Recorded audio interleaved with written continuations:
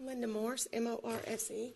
I was actually going to wait to do this under public comments, but since you're talking about policies for employees, I'd like to know when y'all stop doing background checks on employees that you hire. I think that there's a problem that could have been avoided if you had done a background check on Mr. Walters, who was a convicted felon and spent 3 years in prison. So I'm just curious as to when you stopped doing that. And I also know that prior to the sheriff taking over Walton County Fire Rescue, background checks were not done on fire personnel or EMTs. You know, these people come into our homes when we're at our most vulnerable. And the fact that you're not doing background checks on these guys, and then later our houses get robbed or whatever happens, something's wrong.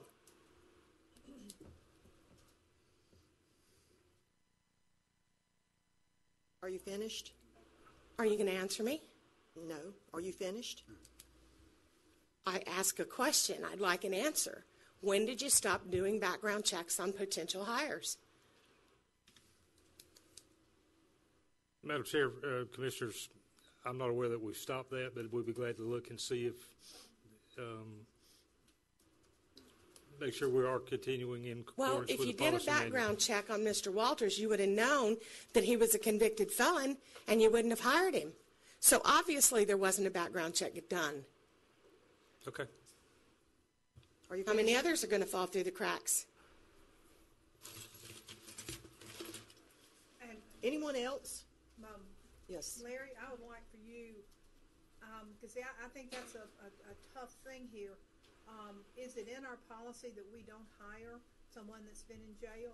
I'll review that and get back with you. Because I mean, to me, and I'll use this for example, I've just spent the last week working with prisoners. Oh, thank you. I know they have done something wrong, but when they get out of jail, if they can't get a job, then they're going to be right back in jail.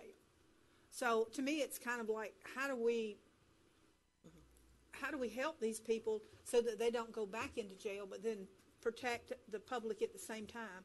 I think that's maybe a broader question, you know, because I mean, I'll swear to you, every man I worked with this past week, you know, they were polite, they were respectful, they did their job, they went out of the way to help.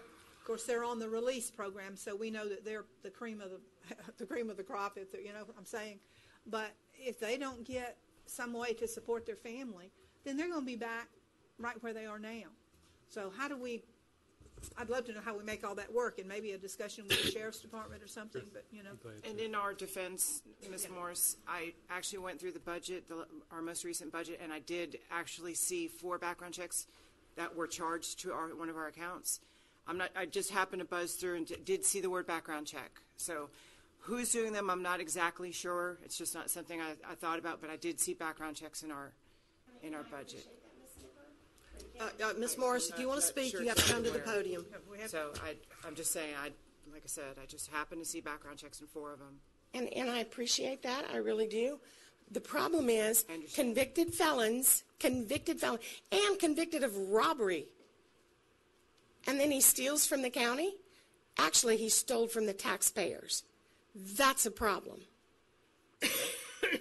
And to reiterate what Commissioner Commander said, that was very good. The sheriff has a wonderful program to rehabilitate the prisoners. And, you know, I understand what Ms. Morris is saying, but you know what? There is a second chance, and there's grace. So some people, when they get in prison, they realize that they want to do better, and I think they should be afforded the opportunity. I'm not saying with us, but somewhere in this world there's jobs. So